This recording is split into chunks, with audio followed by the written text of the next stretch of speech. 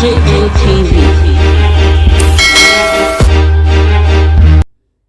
people now we don't know, we don't come again with our bonga news when it be saying we they giving out every day by day. And we just get information say the federal government don't approve limited reopening of schools, resumption of interstate movement. Say the school will be say they closed since March 2020 because of COVID-19. They want to reopen now.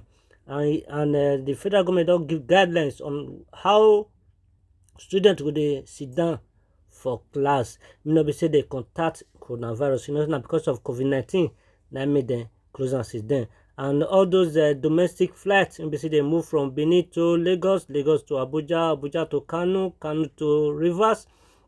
Say they will see open and small. Say everything will they work as they talk on, so that the spread of coronavirus, you know, they to spread too much. You know, be say the rate of when be say people they die now, say not they good. According to the statement, when it be say Muhammad Buhari, the president of the Federal Republic of Nigeria, talk about this issue, be say schools have been closed since March 2020 as part of a larger shutdown measure to contain the spread of the coronavirus disease COVID-19, which has been infected 24,567 people and killed 565 people as of June 2020. Say a lot of people don't die. Say the number many further people they die.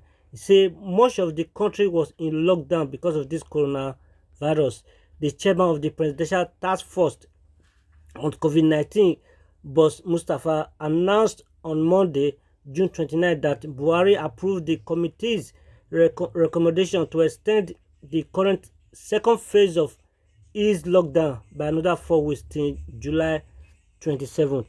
The president come further talk say, however, further ease some additional restrictions, including approving the resumption of students of graduating classes, for example, primary 6, JSS 3, and SS 3, in preparation for their exam. Say make them open so that people will be say they want write exam, make they see time or chance to write exam, especially those one dey primary 6, those one dey JSS 3, and those one dey SS 3, so that they'll see time to prepare and write the exam.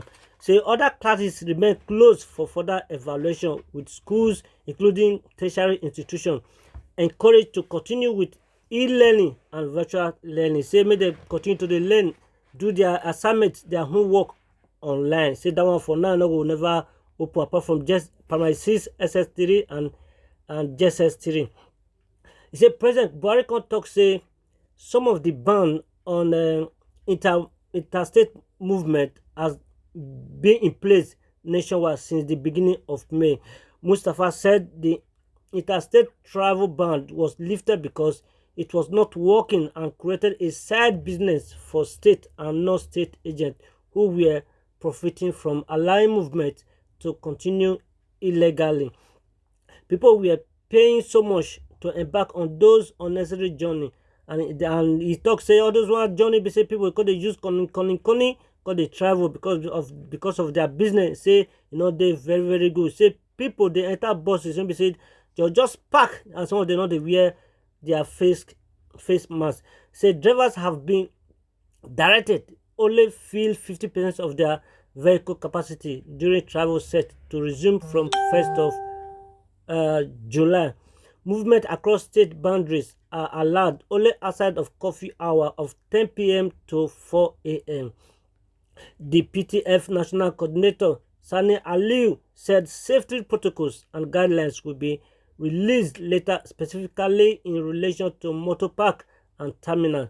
They say more guidelines include disinfection and sanitization, social distances, and wearing of face masks, posting of notice on conduct of persons, temperature check, wearing of face masks, and crowd control. They very important. Say they not just open a lab, but they will open up, but those things when we say social distancing will they very important to the government, but make sure say people not get coronavirus, or they not share and give other people, because some people get them but they don't know say they get them.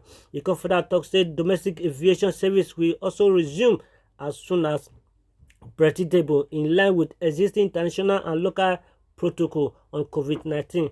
According to the news measures announced on Monday, they announced that one say some of the airline will start, but they need to follow the COVID-19 measures to ensure say people not carry this coronavirus. They share worker for road. According to Aliu, he talks say gyms, cinema, event center, and nightclub remain closed until further notice. Say but personalized service like artisans, etc., that can hold their workstations and can adhere to non-pharmaceutical intervention are allowed to continue operations. You can also talk say the national coordinator talks say face masks remain mandatory in public places. Say if they open now, everybody need to wear masks, just like what they do for UK. We say they don't open their economy, but it is mandatory. Say everybody must wear face masks. If you not wear, they will fine you.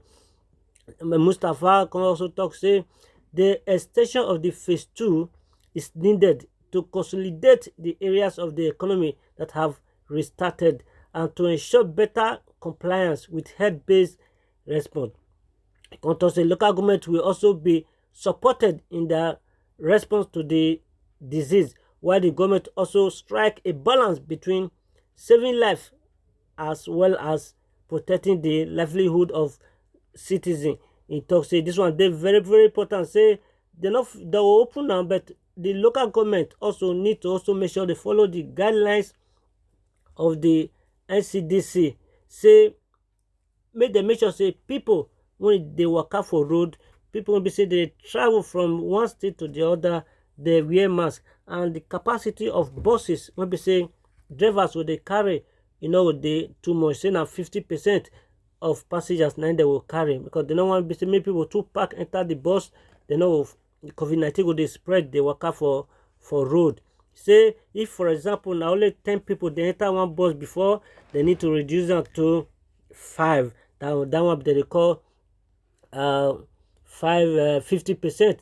My people, we see the update now to see whether any other information. They notice for Nigeria or Africa, they not to believe say COVID-19 day, despite the fact that this thing don't kill a lot of people for Western world, for Europe, for America, and for UK. A lot of people don't die. For UK, more than 50,000 people don't buy, and more than 200 people don't they contacted with this disease. And this disease they kill people. Be saying they feel they sick before. Be say they don't get too much strength. Anything when it just be saying enter their body, it will just carry on. While some people will be saying their body system they very very strong. If this COVID-19 enter their body, they will feel survival because say they don't get any underlying sickness will be feel they worry them.